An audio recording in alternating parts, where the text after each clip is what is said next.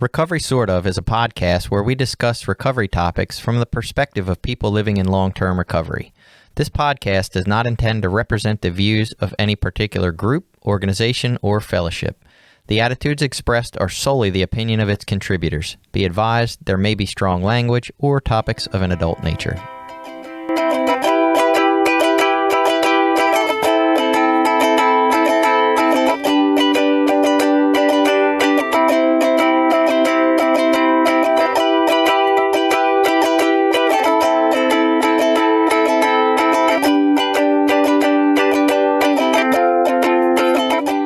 Welcome back. It's Recovery Sort Of. I'm Jason. I'm a guy just trying to follow some traditions. And I'm Billy. I'm a grateful recovering addict. Welcome back, Billy. Hey, thank you. Yeah, missed you last week. Thankful for Caroline for coming on. Yes, thank you, Caroline. You weren't here for this, but we got on a top recovery podcast list. Amazing. Right? Awesome. I know. Top 80. We're in the top 80 recovery podcasts, but it's better than that. We're actually 12. So Ooh, good. We got the link to that top 80, whatever it is, on FeedSpot. It's on our last episode, and maybe I'll put it on this one again. But yeah, I thought that was kind of nice to be 12th. A little lower than I want to be, you know. So if anybody wants to go on and tell that guy he's wrong, I don't even know his criteria. I don't know if it's like the most listened to or just the ones he liked or. Eventually, some famous person is going to hear us and retweet, and then we'll be internet famous. Days. One of these days, we're going to get it. I don't know. Or maybe not. But I still love it because I get a ton out of coming here and talking with you. And I am always amazed at how many times I think about things we've talked about or people we've talked to or interesting stuff that's come as a result of our conversation. So if nothing else, it helps me a ton. Yes. Personal growth is definitely greater because of this. I would say, and Caroline pointed out, you know, because you weren't here for the talk about the Instagram comment, Caroline pointed out a way that maybe made me a little more introspective instead of feeling hurt by the comment. And that was just that, like, hey, we are two white guys. And not that we can't have a white guy on here and there, but like, maybe we should like try to branch out more often or just think about it more often, right? I was like, okay, yeah, I mean, I could get that. Sure. And I'm open to I'll talk to anybody. I don't mind, and we can have guests on. The truth is, in our area, I mean, the percentage of minorities in this immediate area is very, very limited. It's not like we're in a city or a metropolitan area. We have an incredibly low minority rate, and we could have females. I don't think we've shied away from that. The truth is, anyone can start a podcast. It's super easy. We just started doing it with $100 microphone, and it doesn't really cost, a little bit of money. You've invested some money into equipment and things now, but. So, to start a podcast, technically he's right. You could record it on your phone, and it really costs nothing. But that's not entirely true for us with having higher level equipment. We have a website, things of that nature. And not to mention how much time goes into editing and posting memes to try to get the word out. It costs quite a bit.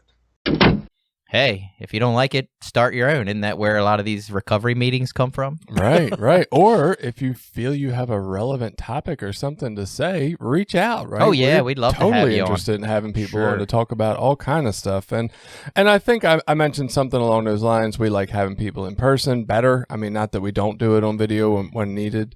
And the population around here just suits what it does. And in fact, now that I think about it, it's Caroline's fault because the last two white guys we had, she recommended. So it's tell her to start. And we had Carlos on a few weeks back to talk about racial issues in recovery, and we saw him at a recovery convention this weekend. So he would love to come back on sometime and talk about the state of recovery. And oh man, only if he's coming up here this time. Yeah, he probably would. He was in person, so yeah, I think he's out and about now. Awesome.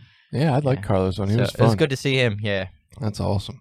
So, Tradition 7 today. I guess we should have said that before we got to yapping, but Tradition 7 is where we're at. It is July. All goddamn ready. I can't believe it. I know. So, what is Tradition 7 for people who aren't in recovery programs, or for quite a few people who are in recovery programs and have never looked at the traditions? So NA specific, of course, every NA group ought to be fully self-supporting, declining outside contributions. Seems really, really straightforward. And if you read the basic text, it seems even more straightforward because Right. It says next to nothing about it. Which we don't take money interesting. from anybody but ourselves. Right. Don't accept money. And I think we kind of delved into this last month on Tradition 6 a little bit. We sort of skewed into the territory of not accepting money. Right. If you start taking donations or things from other places, is that going to, impede your message? Right, divert you from the primary purpose in some Right. way. And that's a lot of what this one talks about. They seem extremely closely tied in, which is kind of interesting because steps 6 and 7 are tied in really closely too. But so every NA group ought to be fully self-supporting, declining outside contributions. I mean, the first thing that makes me think of is we got to be self-supporting because we haven't been for so long. Like, that's what I always think of first is like, oh, we got to do this ourselves because we've been like relying on handouts or robbing people or whatever for so long, right? We got to make that better and do it all ourselves. But I guess my initial reaction isn't to think of like, oh, if this people give us $1 million donation because they believe in us, then that skews our ability to stay true to our message. Like, we might have to. One of the, I'm going to call it prideful things, or not sure what exactly the word would be, but being independent, self-sufficient, that's like its own spiritual reward. It's its own spiritual value. And I think as a fellowship, it's nice to say, this is a bunch of addicts that come together and do this. Like, we don't get funding from the government. We don't get outside money from charities. We don't need anyone's help. We've lifted ourselves out of our situation. We've come together as a group to support each other, to do what we do, to help another addict stay clean. And all the efforts that we have around our literature, around our H&I services, any public services that we provide, are all for addicts by addicts. Like, and there's some, I'm going to use the word pride again. There's pride that comes along with that. I don't know. I always think of pride as bad. I don't know why. Yeah, and that's why I was hesitant to exactly use that word. So I would say maybe a better way to say it would be it brings self-esteem, self-worth, some sense of accomplishment. Yeah. I mean, when I was using, I felt like a dredge on society. I was like a burden on everyone that I came across. I always wanted something. I always needed something. I always expected something. And now in recovery, I become self-sufficient. I'm self-reliant.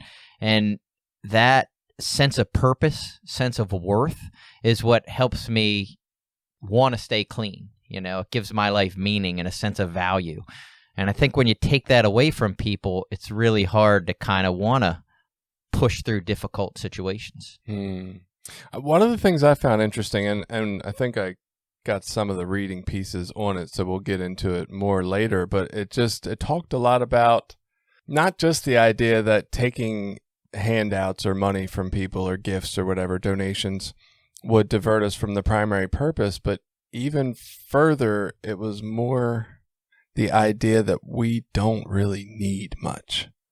And adding in a lot of money can cause unneeded problems, right? Like, how much does it really take to run the meeting, right? Yeah, it's nice to have refreshments. It's not a necessity, but okay, so you pay your rent and you get your refreshments, and you have some literature, which supposedly funds itself because you sell it for the cost you get it at, and then you replace it. And they were saying, like, what more do we need funds for beyond that, for the most part, right? And I just thought that was kind of interesting, right? Like, yeah, we could make up home group t-shirts and sell them and make some money off of it, but what are we going to do with that money, right? Like, what kind of stuff are we going to do? And then, now we got this money. Now are we going to argue about what we're going to do with it? Like, who's got the best idea of how to use it? Right. And I mean, as long as I've been around, there's been some, I'm going to say minor controversies over like groups using home group money to have picnics and things, or how buy the a cake. Funds are buy a cake, buy medallions or coins for people's celebrations, Ooh, all I those never kind heard of that. things. Like, are they really serving our primary purpose? And there's an argument to both sides. I'm not going to sit here and try to solve that dilemma at the moment. So for me, I relate this back to my experience with church. I remember going to a few Christian churches, and this isn't, I'm not going to name any or bash any, but a lot of these more modern churches, like one we went to a few years ago, you walk in and they got a big, screen on the up on the stage and a projector and a really elaborate sound system and a smoke machine and all these lights. And I just thought, how much money do they have tied up into this production of church? Like, it seemed to me, aren't we supposed to be taking these funds to help people? Like, isn't that my understanding of like Jesus's message? Like, this, we don't go ask people for money so we can fucking celebrate ourselves. I know this is awful judgy, so I guess I'm going to hell. Judge away. But when I walked in and saw that, it just, to me, it rubbed me the wrong way. And I know at times I've felt that in, recovery through like 12-step program, we have these big conventions and these big, elaborate, I'm going to call them celebrations of ourselves. And you think, wow, seems like a lot of money tied up into, is this really the best way to use that money? And of course, this is just my opinion. I'm sure there's plenty of people that can make a really strong argument that, yes, it is a good way to spend the money, But I think, how many more people could we reach, through H&I or reaching out into jails and institutions or printing literature for free that we could give away? Like, are there better ways we could use that money? That church concept reminded me of like Indiana Jones and the Last Crusade, where the guys were all choosing which one was Jesus's cup. Yeah. And like they were choosing the fancy ones with the jewels and shit, and then they were dying because they drank the wrong one. Yeah. And then he was like, "Oh, I'll choose the simple like wooden one, right? It's very Jesus-like and it's humble and all that." But I tell you what, if we don't start a goddamn home group at a church that's got a smoke machine so that I can like come up through the floor with smoke on my anniversary, I might quit. Anytime the speaker comes on, they get a smoke thing and lights flashing. I mean, is that how God comes into the church or something? Like, or the priest? Or like, what is? So they had it for the more modern like rock for the band. music. Yeah, you have the band out there and it creates an ambiance. But the smoke reminds me of like hell and fire and stuff. It just seems counterintuitive for church. Yeah, I know. It's production. I mean, that's really what it is. And so that's a whole side note. But I listened to a podcast on how they have modernized church. Like there's a packaged thing you can get. Like it tells you how to go start one of these modern churches and all the pieces that you need. And it's put out, by Christian-based organization. How do you go out and connect people from the modern world, Anyway. Interesting. Yeah, so that's why they have the lights and the production and all that, because it attracts people. It's bright, shiny, fun stuff. So shiny Jesus. Yeah. I like but in NA, it's or any 12-step fellowship, I guess. I shouldn't just speak for one, but is that the case? Are we using this money really for the best purpose, or if we get more of it, then are we just trying to find ways to spend it? Right. So let's see what some of the literature has to say. Some of these are a little long. It seemed weird to chop them up, but first one, being self-supporting is an important part of our new way of life. For the individual, this is usually quite a change. I think you were talking about this. In our addiction, we were dependent on people, places, and things. We looked to them to support us and supply the things that we found lacking in ourselves. As recovering addicts, we find that we are still dependent, but our dependence has shifted from the things around us to a loving God and the inner strength we get in our relationship with Him. And so that touches on kind of what you and I a little bit talked about, right? We kind of mooched off of the world, right? We were this dredge on society, I think you said, and we just took. Everything was taking. But instead of kind of turning it into, that's why we're self-supporting, it just more talked about the idea that we still need something outside of us to help us, but that thing isn't money, right? It's not the stuff, the things, the financial success. It's this relationship with something that helps us feel whole, whatever that may be for us. Yeah, and even thinking of meetings, sometimes a meeting is just a couple of addicts showing up to talk about recovery. You can start a meeting and have a meeting. You don't need anyone's approval, permission. There's no sign-up fees. There's no, startup fees that you got to pay. Are we a meeting? I don't think so. I don't think we're open to the I don't know. You need to be. No, I would say no. Okay. I don't think we are either, but I felt like we fit all those descriptions you gave. I was like, are we? All right. So the next one was, money has always been a problem for us. We could never find enough to support ourselves and our habits. We worked, stole, conned, begged, and sold ourselves. There was never enough money to fill the emptiness inside. In our recovery, money is often still a problem. Oh, that was it. Just recovery. Yeah. Wait to keep going. Yeah. Right. I thought there was more too. I was like, huh. But yeah, that's the concept, right? Like, yes, we want to be self-supporting. Part of that is we don't want to cloud our message, but the other part of that is we don't need a lot, and we need to remember that. And I think that's what I was trying to explain earlier. And I guess when I think of this tradition, I don't think of that. I think of, oh, we can't have people donating millions because then we might have to give them time to speak their message or a spot on our website or on NA's website. I'm saying our again. Yeah. I was told not to do that.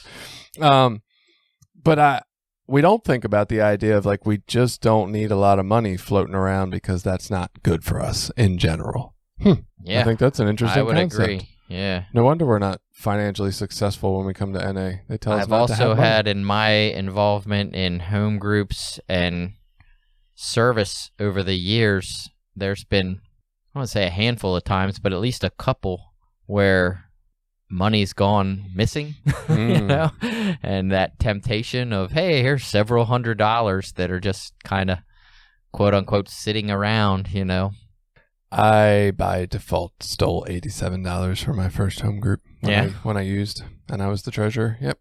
What's by default? Because I used and I had the money on me, and that's by default. I didn't. I wouldn't call that by default. I would call that stole the money. Well, I did not go into the situation saying I'm going to steal money from NA. Right. I went into it like I'm going to be of service and be the treasurer.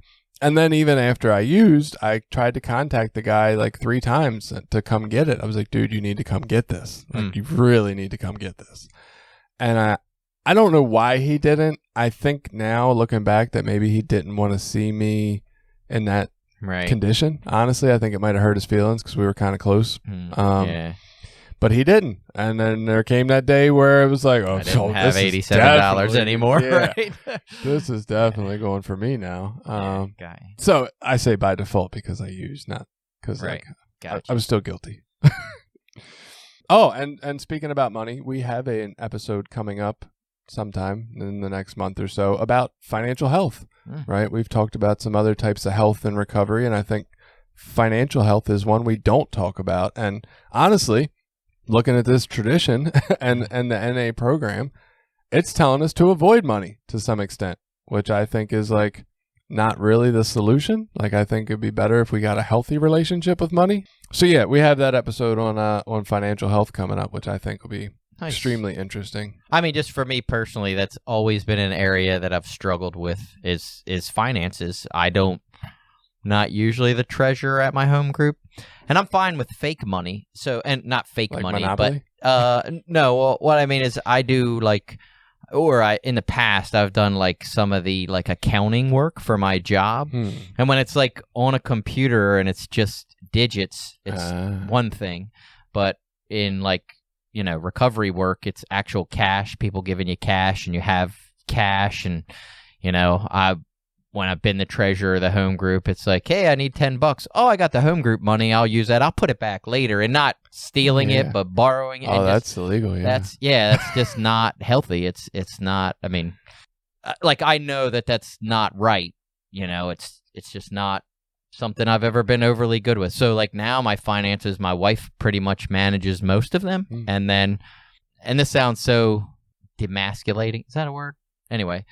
Emasculating? Yeah, I will ask her when I want to spend money on things that are excessive. Like, hey, is it okay if I get an allowance? Yeah.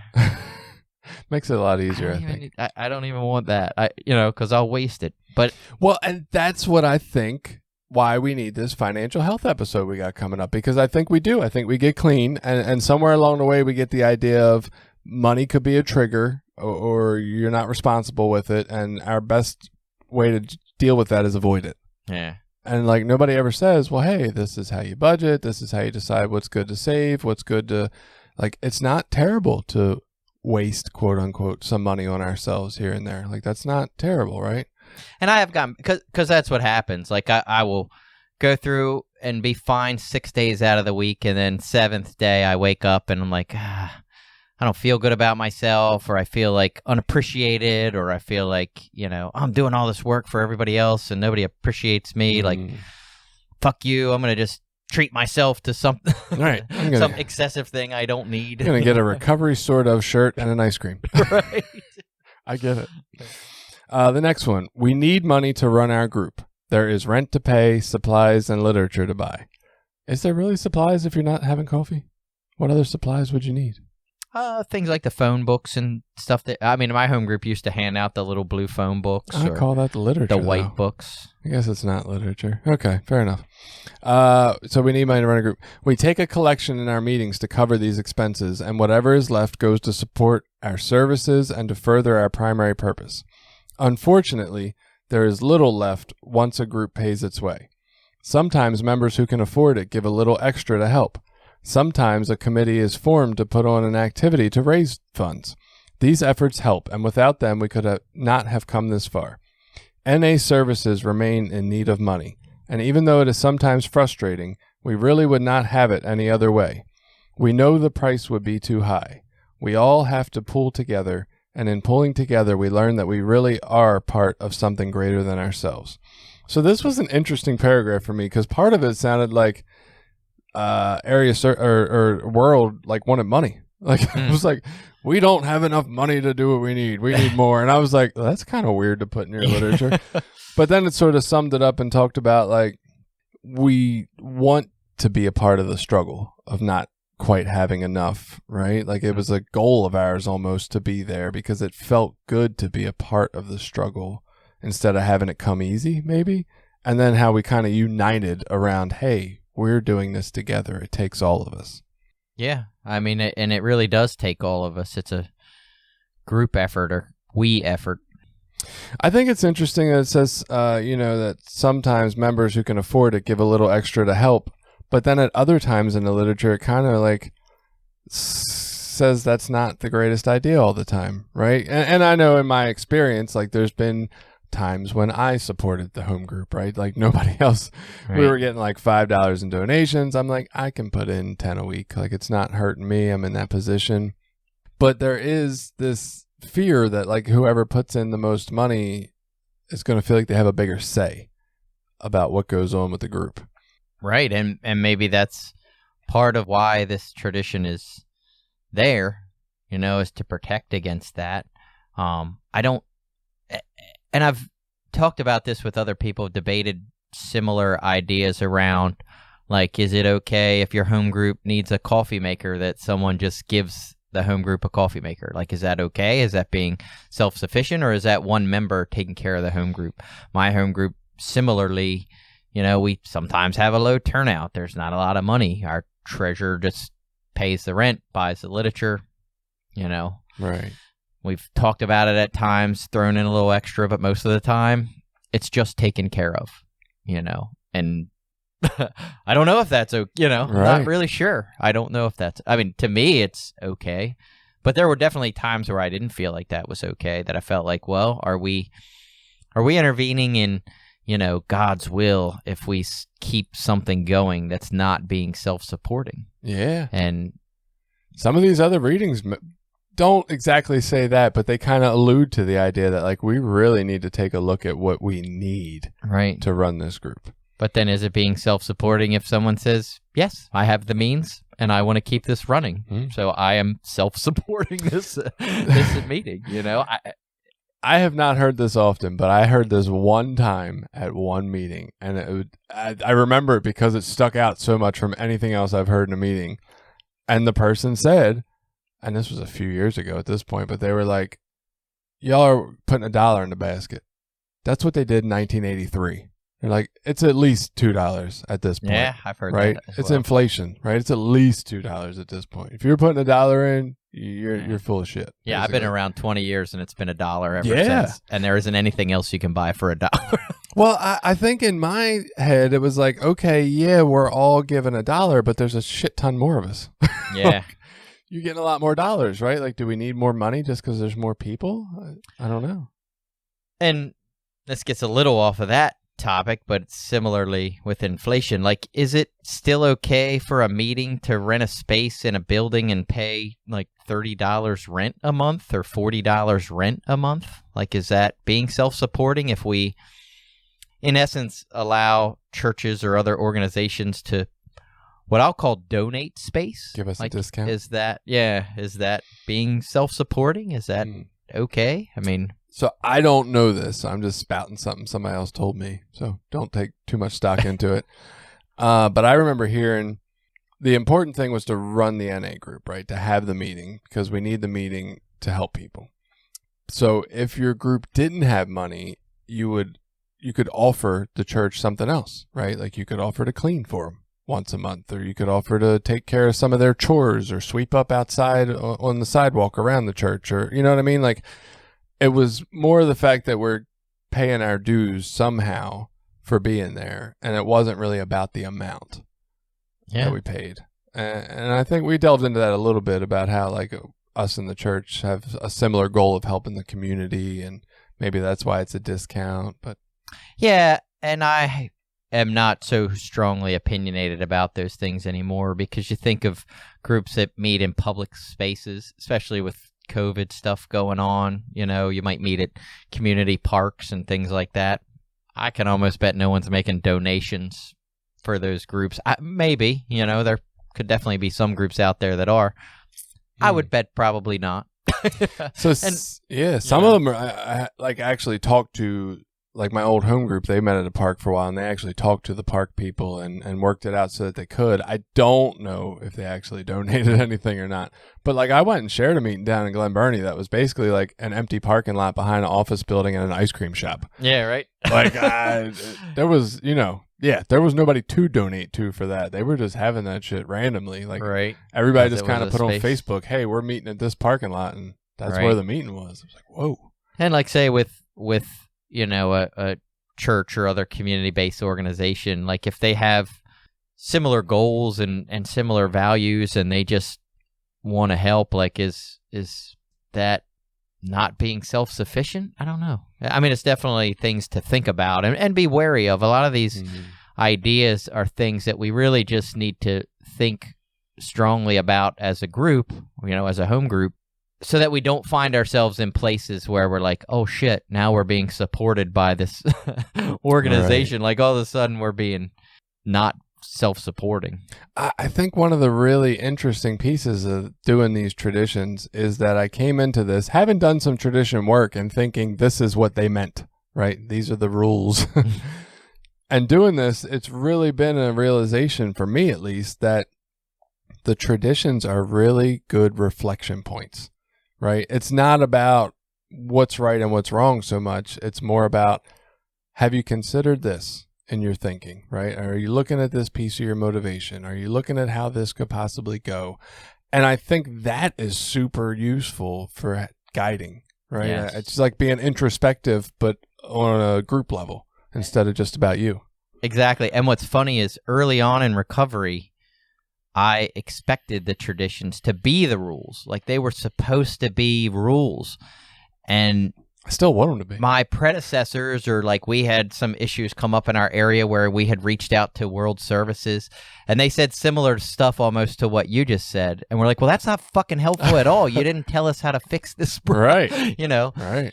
Can they buy the goddamn cakes with the money or not? Like, that's what I need to know, you know? And they're like, well, you guys should get together and talk about it as a group. Like, that's not fucking helpful at all.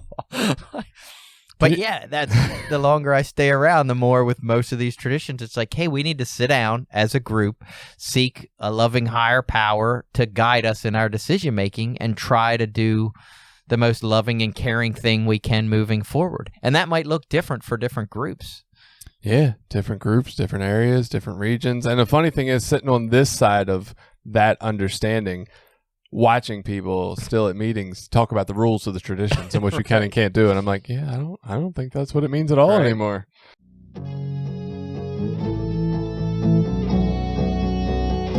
This episode has been brought to you in part by Voices of Hope, Inc., a nonprofit recovery organization made up of people in recovery, family members, and allies. Together, members strive to protect the dignity of those that use drugs and those in recovery by advocating for treatment, harm reduction and support resources, and mentoring. Please visit us at www.voicesofhopemaryland.org and consider donating to our cause.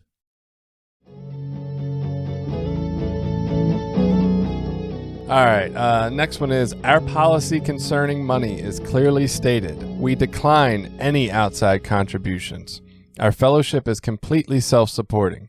We accept no funding, endowments, loans, and or gifts. Interestingly enough, as a sidebar here, we got a PPP loan. The World Service Office did, by the way. Ooh. Oh, and there's a lot of controversy about that. Yeah. Everything has its price, regardless of intent. Whether the price is money, promises, concessions, special recognition, endorsements, or favors, it's too high for us. Even if those who would help us could guarantee no strings, we would still not accept their aid. We cannot afford to let our members contribute more than their fair share. We have found that the price paid by our groups is disunity and controversy. We will not put our freedom on the line. Sounds really, really passionate. Yeah.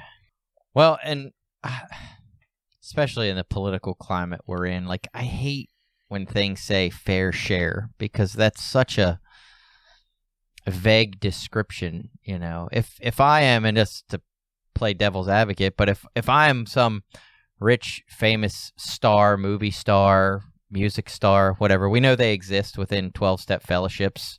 Oh, who are they're they? all around. Yeah. Usually they're pretty publicly known. Right. But, you know, to them, $20,000 or $50,000 contribution to a fellowship that saved their life doesn't seem that unfair, you know, to me, because, you know, that's my income for a year, you know, $50,000, $60,000. Like, I can't donate that, but to them, that's nothing.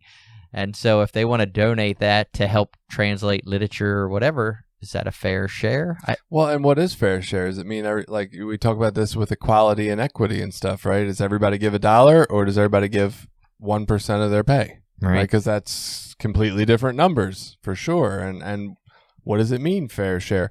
Is it fair share if you show up and give $5 a week and I show up early to set the meeting up and stay late to clean it up because you don't have the ability to do that? Like, you're on a time limit? Yeah. And I don't have the money? Well, and if we even take the money out of it, just look at effort. I mean, we know that most of our, and I don't know if this is an exact number, but it's always been like 100% of the work, 90% of the work gets done by 10% of the people, or whatever that saying is. That's a good cliche. We'll put that on the next cliche episode. Right. Where, you know, we all have the members that show up every week and make the coffee and do most of the work. Right. You know?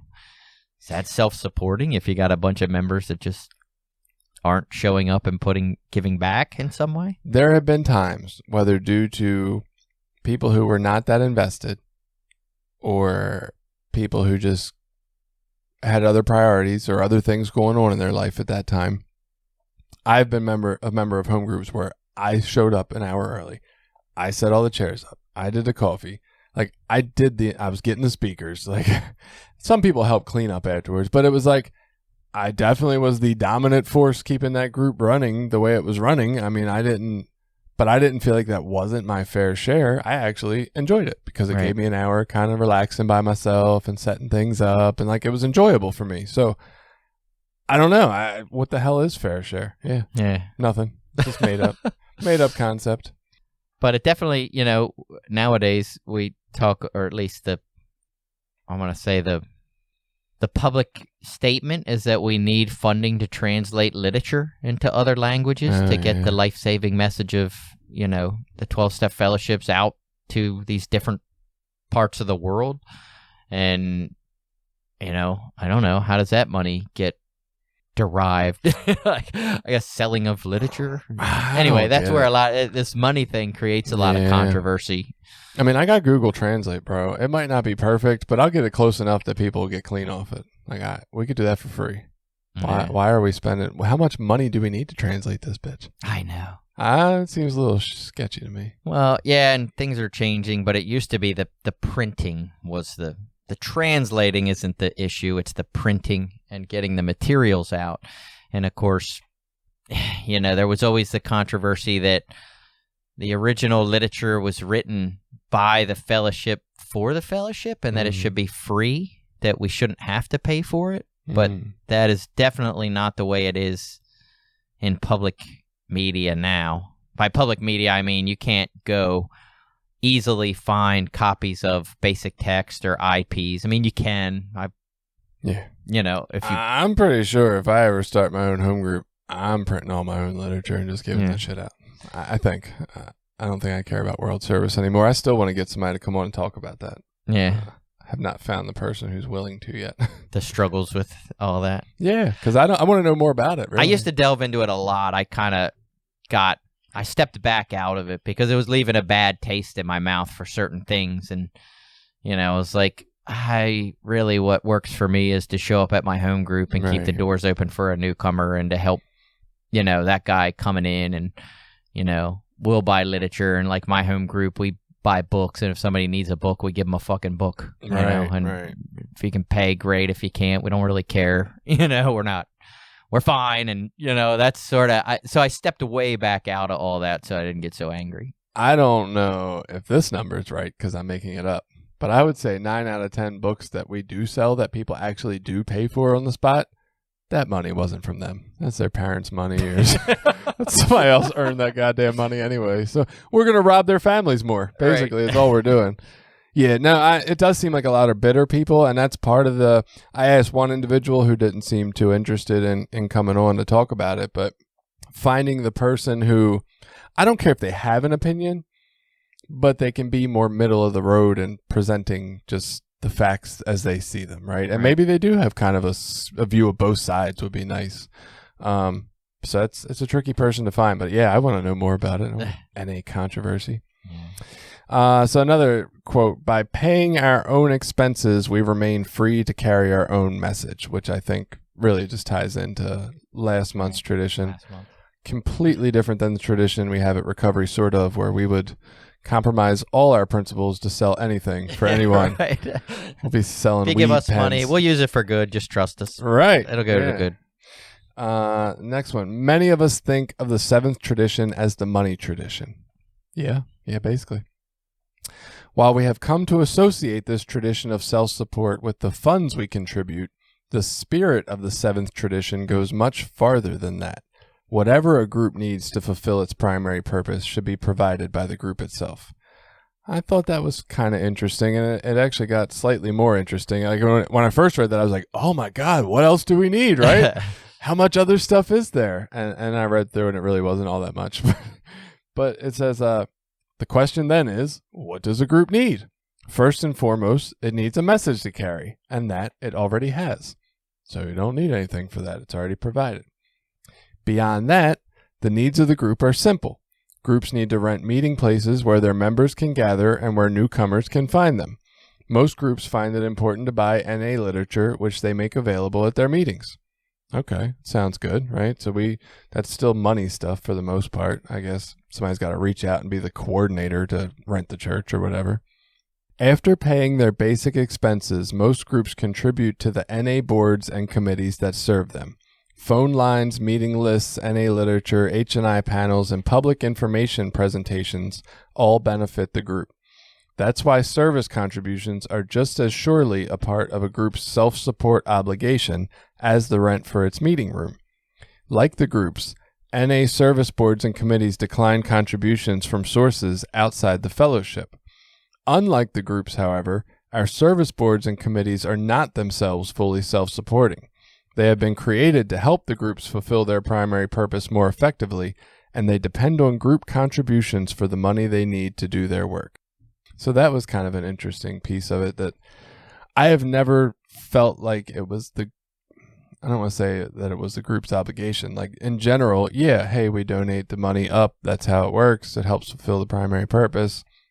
I know a lot of groups that don't donate, whether that's because they don't have it or they just choose not to. I think there's even more in this climate of doubting like NA World Services. But I would say if you're not donating up, then you're not helping fund these other important things that we do, these phone lines, these H&I meetings. Like that stuff matters and that needs funding, right? Even if you don't believe in special events or public information or any of that. Phone lines and H&I think pretty much everybody kind of believes in and supports. And if we don't donate up, we're not helping. Yeah, and early on getting involved in public relations like that, like not understanding why we needed those services and what they actually do. It's like people that are reaching out for help don't, like you just think when you're surrounded by people that are in 12-step recovery, you think that everybody knows about 12-step recovery, but that's not always the case, right? And that being involved in public relations, the types of things that we went out and did was met with local health departments, met with local parole and probation offices, the rehabs and stuff, made sure they had updated schedules, make sure they had some basic literature. And that was, even for a small area like this, I mean, that was hundreds of dollars of literature that went out each month, to provide literature to these facilities. I know there was always some debate/controversy whether we should be giving literature at our cost to treatment centers that were for profit. That was sort of a thing that people debated. We should make these treatment centers buy this literature. They're not nonprofit treatment centers, so why are we giving them the literature? Wouldn't that make us not self-supporting though, if they bought it? Yeah, now well, they're that's funding us. Again, part of the argument is, should we just be giving them all this literature when they're a for-profit? They're making money off the backs of addicts. Do we just want to give them? So anyway, that was part of the discussion. I mean, I can say when I was involved, we gave them literature. That was what had happened, and right. I don't know that I had a strong opinion either way. I'm like, I don't know. I got 90 days clean. All I know is I take the fucking literature and drop it off. Other people were arguing that kind of stuff, but that the point being, like, it's important that we get that information out to these facilities. Meetings are changing. Meetings are being added. Places are times and places and where the meetings happen all change. I mean, the last thing you want is a person coming out of a treatment center. Yeah, I want to go to a meeting and not knowing where to find a meeting, or having a schedule that's outdated or old from a year or two ago. That's really not helpful. Right. No, I get that. I'm thinking also there's a lot of debate around like public relations, putting ads on billboards or on the menu or the place setting at diners or on buses. Like that's some stuff that I've seen them do. And some people agree and some people don't. There's been radio spots for it. Yeah. And then they talk about it more about the attraction and promotion tradition than this one. But, maybe I guess if you don't believe in that kind of funding, maybe you don't donate up. Right. I don't know. But this talks about it being more of an obligation for us to be fully self-supporting. It's tricky, I guess. Another one. To fulfill its purpose, the group also needs some things that don't cost a penny. A group needs someone to open its meeting room, set up the chairs, and prepare the literature table. In some groups, a member offers to prepare refreshments, helping establish a hospitable environment for the newcomer. Most importantly, a group needs the consistent commitment of its members to show up and take part in its meetings. Upon that commitment rests the group's stability. Without it, no group can survive long. From the commitment of its members, the group also draws its ability to carry our recovery message. Group service and active group membership are two vital contributions to group self-support, contributions that don't cost any money at all.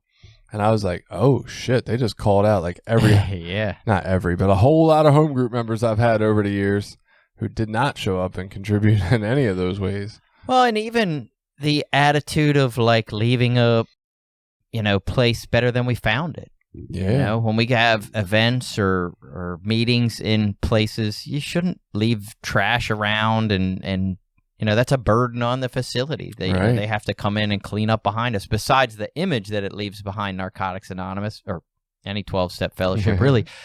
It's, it's not being self-supporting. We should be leaving places better than we found them, or at least the same as when we found them. Yeah. I do think it's interesting because we always think about this is why we pass the basket. This is what we need money for. And there are so many other pieces of self-supporting, right? That idea that if we have 10 home group members, but only you and I show up each week, right? And the other ones sporadically once a month pop in or whatever, like they are not supporting the atmosphere of our group's recovery.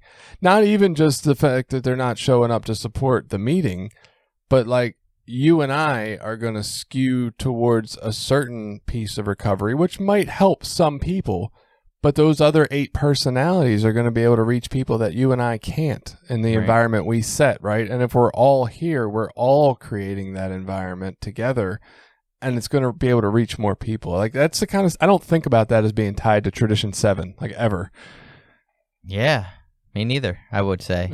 Or even showing up at, events that happen, being a supporter of the different area events or local recovery events in the recovery community. And that gets a little tricky. Like I like showing up to be, I like showing up to see people I like, really. But yeah. I like showing up also to be a presence of like, hey, people show up, we do things. I don't go to dances personally, usually. But special events is one of those things, one of those other quotes talked about, right? Where it's like that's a fundraising set up that's not really supposed to be self-supporting, even though I think we look at it in our service structure as hopefully it is.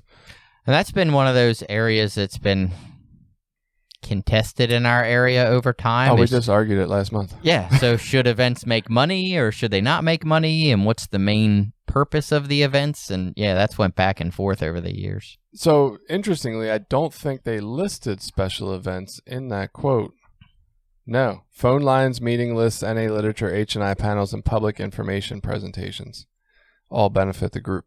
But I would lump it into that. Special events is something that would benefit our primary purpose, right? We're showing people that there's fun in NA or in recovery, whatever.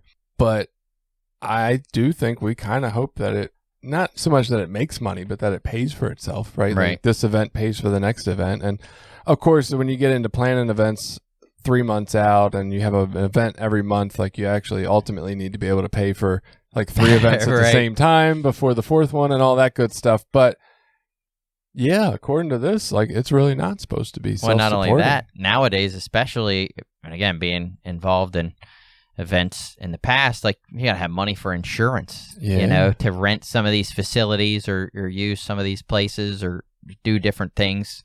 You gotta have fucking insurance, and that becomes a burden on the area, to provide this insurance. We should have an informed person that's been on convention committees come on too, because that's a weird situation where convention committees are not, like the convention is not part of NA. Yeah, it's like its own, and it can make money. Thing. Yeah. And I don't understand exactly how that is different from our special events that make money. Personally, like I don't, because the money they make at the convention supposedly goes for next year's convention and gets donated back to NA anyway. So what is the difference?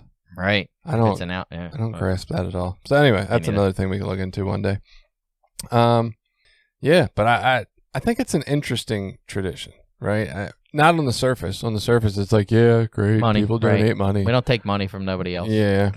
I get it. If the church lets you stay here for free, one day the pastor comes down and wants to talk for 5 minutes to your group, and you can't do that and all that good stuff. But I think there's just a lot more to it. And sadly, I think it still falls in line. Like there's more people willing to give $1 at the meeting in the basket than there are people who are willing to show up and actually be of service each week with their time and their effort and their recovery. Yeah. And there's an awareness, like I think back to the service structure, and if you don't have enough willing, able members to support, say, your H&I outreach efforts or your different service positions, maybe you shouldn't have those positions. Maybe they need to close. If you have a meeting that no one shows up at every week but 2 or 3 people, maybe that meeting should close. Yeah, or it should be a meeting with 2 or 3 people. Right, because it's not really being self-supporting. I mean, and again, there's not a right or wrong to that. It's just questions that you need to ask yourself. How are we representing, the fellowship or our recovery fellowship if we take on all these commitments that we can't meet and then no one shows up for them, and then we just look like typical, stereotypical addicts, say they're going to do shit, don't show up, and we can promote stigma or endorse stigma by not being self-supporting. How's this program going to work for me when the first 3 meetings I go to in this area ain't there? Right. I hate it when I show up at a meeting and it's not there. Yeah, and it's happened to us in different areas, and schedules that aren't kept up to date, or online schedules that aren't kept up to date, or phone lines that aren't properly manned. You know, I mean, all those efforts sound great. They really can be incredibly helpful, but when they're not self-supporting, when they're not able to meet the needs, it's embarrassing. One of the things I've always disliked about this tradition is that I feel like it gets cast onto everything. Oh, you got to be self-supporting. Like on an individual level, I feel like I hear people say this as a suggestion to people when they're trying to get help with this, that, or the other. And I'm like, I don't believe that anything exists in a vacuum or that anything is totally self-supporting personally. Like, I get that that's our tradition, but I kind of think we tend to operate definitely on a personal level. Like, I don't think any human makes it through life all on their own or of their own accord, right? Isn't that one of our cliches? Self-sufficiency is a lie. Yeah, like you need people. You need connection. Right. Like, that's a whole part of the human experience. And I just feel like this tradition gets thrown around about self-supporting all the time. And it's like, everybody needs somebody, man. Right. I don't believe there's many self-made And people. If you're a person in recovery and you are struggling financially or mentally or emotionally, and there are programs out there that you qualify for, fucking go get them. You know what I mean? Yeah. Like, that's what they're there for. I mean, it's different when you start lying and manipulating to get things. That's slightly different, but yeah. But, if you're in recovery and lost your job, and there is no shame in reaching out to get help from these safety nets that are supposed to be in our community. Like, and I've heard people sort of say, oh, you're not supposed to do that. Well, fuck, you aren't, if you can't support yourself, that's what these community safety nets are in place for. So, okay. I was working at Bodie Counseling 2 years ago, doing the admin stuff in the office. Coronavirus hit. There wasn't really anything for me to do from home. Talked to the owner a little bit. It was like, hey, do you need this done? Maybe I could work for a few hours here and there. She's like, you could, right? I mean, it's possible. And she's like, but it's also possible, if it made more sense for you, to just get unemployment for now. And I'm like, well, that wouldn't hurt you. I don't know how all that works. I don't know if companies pay for it or not. I was like, would that bother you if I filed for it? And she's like, no, it's fine. And so I did. So is that lying? Like, I mean, I technically could have worked 6 hours a week for a very little amount of money and brought home $80 a week. Or I filed unemployment and brought home a shit ton of whatever they were offering. Is that lying? So here's where I'll take on the traditions form of things and saying it's important for you to sit down and ask yourself those things and see what you're Yeah, so then, going to Jamaica next week. Who gives a shit what anybody else it's saying, not to get too far off, but the clarity statement and Medicaid assisted treatment in meetings and all those things. Like, I have an opinion on that I feel pretty strongly about. It doesn't make me right and someone else wrong. It's just, I have my side of how I look at that. And if you can judge me by whatever the fuck you want to judge me by, I'm the one that has to lay down with myself at night and feel okay about the person I am and know that I got to make the decisions that are best for me and my family. And if financially the best decision for me and my family is to go on unemployment because I make more money at unemployment than I make working for one of these fucking multi-billion-dollar companies that are raking in money over the whole COVID thing and paying people $7.50 an hour. Like, fuck them people. I'm going to go on unemployment and make, $18 an hour, because why shouldn't I? Like, it's almost stupid to not, out of some sort of moral obligation.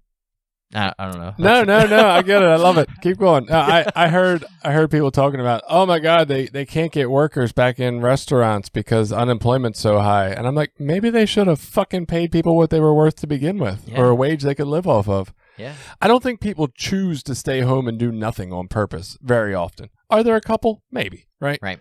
But if you were paying the amount of money that people needed to get by and not stress their fucking bills week to week and this, that, and the other, they'd all be working still. Like nobody.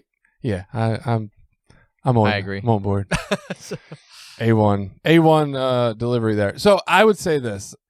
When I say I want to be fully self-supporting in my personal life, outside of 12-step groups or recovery or I don't know what, maybe I guess that everything in my life is tied into recovery in some way, shape, or form. But I don't mean me and my family should never have to use a service.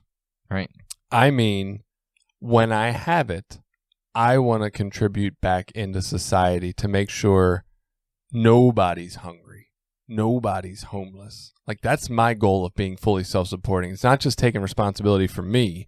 And I think you kind of helped me like get to this place through one of our other tradition talks. Like, I think of humanity as my responsibility, right? If one of us is dying because they don't have food, that's a fucking problem to me.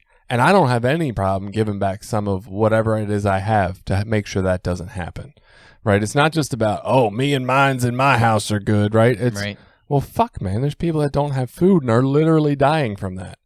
There's people who don't have a place to stay and are freezing to death. Like, I'm not okay with that. And I'm fine with 10% of my money going back into that, or paying more at the gas pump if that's what it takes, or more taxes for universal health care. Like, I guess that's why I don't have issues with them, is because to me, that is part of being self-supporting, is we as a whole we're responsible for all of us. I'm not just responsible for people that stay in my house. Right. And I, for myself, look at it as I want to be, at a minimum, I don't want to be a burden on society. You know what I mean? I want to be able to take care of myself. And Billy. then, but the people who are using these resources that I'm willing to contribute to because they don't have it are going to feel like a burden when we keep that stigma up. Yeah, I don't think they should. I mean, well, then what's a burden on society? Well, what I mean is, if I can do, I go do. You know what I mean? Like, I don't lie and manipulate, cheat, and steal to get extra, to get more, to get, what I quote unquote think I deserve. Like, I show up, I do my part, I do what I can to be a provider for my family. That can change depending on the situation. Again, if I was one of these people that was making $7, $8 an hour and they offered me $18 an hour on unemployment, I would take the fucking unemployment, because that's what it's there for, and that's what it's supposed to be. And me personally would be able to do that without feeling like a burden on society. If I was a person that said, I got this good job, but fuck that job, I'm not going to work because I'd rather just do this, then that situation for me personally is different. I wouldn't quit my job and stay home to try to get on unemployment. I just worry that gives room for debate about what people are capable of and who's going to take advantage of what. And I'm not interested in that debate. Yeah. I'm interested in... And right now I feel like corporations take advantage of everyone. Like, let's all just contribute. I bet you there's enough. I bet you there's enough even for the people who want to take advantage of it. Fuck it, not, whatever. Give it to them all. Right. That's just, I don't know. I don't want to leave any wiggle room for people to argue that, oh, well, he should be working. Like, no, maybe he shouldn't. Maybe he's fucking can't get out of bed. I don't know. I don't know what his issue is. It's not for me to decide, right? I don't know. So what else you got about fully self-supporting? Anything else? I'm not declining many outside contributions into my personal life. Yeah. Somebody wants to write me a big ass fat check, I am on board. Like, well, I can say this. There was a time in my life where my family or people around didn't want me around because they knew that I was going to need something. You know what I mean? That I always had my hand out, always, looking for something. Right. And the choices I was making with that something that they wanted to give me was not fucking very good, It didn't look like it was helping anything, I took what they had and I manipulated and used it for my own personal, It's exactly what you needed at that time. Yeah. It was helping. I believe it. And, nowadays I can say that, have I had to ask my family for money in recovery? Absolutely. Have I been in situations where I've had to go borrow money or, think 100%. But I did it with like integrity and knowing, that I am doing what I need to do to take care of myself and my family. And whether it was pay it back or whatever, right. I can still... It's not the borrowing the money that's the issue. It's the why am I borrowing it and what am I doing with it and how am I using this for all myself. About the motivation. Becomes right. Yeah, right. Yeah, I agree, and I think it's just important. So we had an appliance break in the house, the dishwasher, and we do some generational living, and so the people were just going to buy it. And I was like, hey, we need to find out how much this is costing and put in our fair share. There we go. Fair share, right? But to me, it was just about, I don't want to be looked at as like, oh, they don't contribute or, any resentment. But it wasn't even about that. It was just, I want to feel inside like, yeah, I'm contributing to this, right? We use the dishwasher too. Like, why wouldn't we not put half in on it, right? I don't know. It just felt right to me. And I think that's a lot of when I get in tune with myself and my heart and my soul and the souls of society, a lot of this stuff isn't baffling, right? We intuitively know how to handle situations that used to baffle us. One of AA's promises.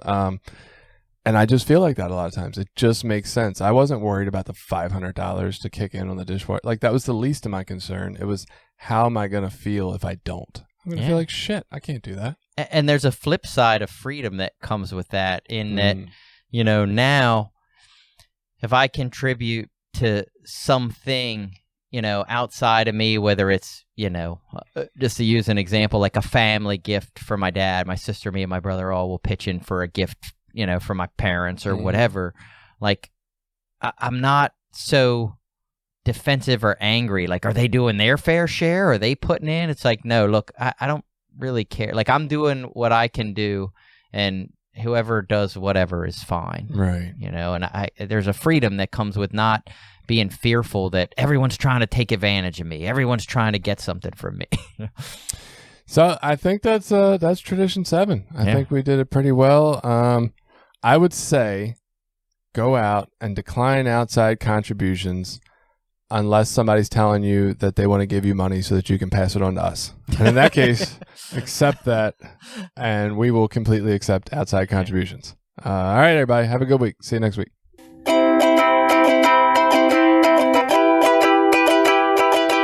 Did you like this episode? Share it with people you think might get something out of it. Check out the rest of our episodes at recoverysortof.com. Also, while you're there, you can find ways to link up with us on Facebook, Twitter, Instagram, Reddit, YouTube, anything. We're always looking for new ideas. Got an idea you want us to look into? Reach out to us.